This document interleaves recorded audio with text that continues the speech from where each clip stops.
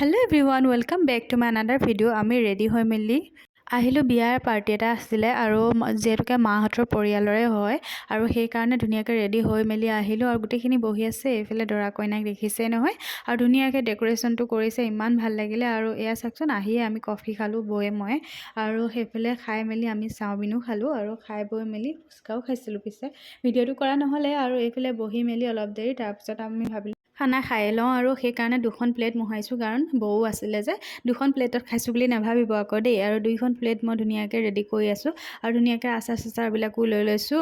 এয়া লৈ মেলি আহিলোঁ আৰু এইফালে ল'লোহি, এইফালে মিক্স চব্জি অকণমানো ল'লোঁ আৰু এইফালে ল'লোঁ পুৰি নান, আৰু যিহেতুকে ভাত নাই লোৱা। আৰু এইফালে ল'লোঁ মালাই কোফটা পনীৰ, আৰু যিহেতুকে চবৰে অকণমান অকণমান টেষ্ট কৰিছিলোঁ কেনেকুৱা হৈছিলেনো। আৰু ইয়াৰ এটা ইউনিক আছিলে পাতত দিয়া মাছ, আৰু পাতত দিয়া মাছটো বিশেষকৈ বহুত ভাল লাগিলে খাই বৈ মেলি আমি পানো খালোঁ আৰু পান খাই মেলি বিয়া এনজয় কৰি আছিলোঁ। এইফালে চাওকচোন, ধুনীয়াকৈ চবেই নাচি আছিলে আৰু খুব ভাল লাগিলে। আৰু ভিডিঅ'টো ইমানেই আছিলে, ভাল পালে লাইক কমেণ্ট শ্বেয়াৰ কৰিব। আছিলে বাই।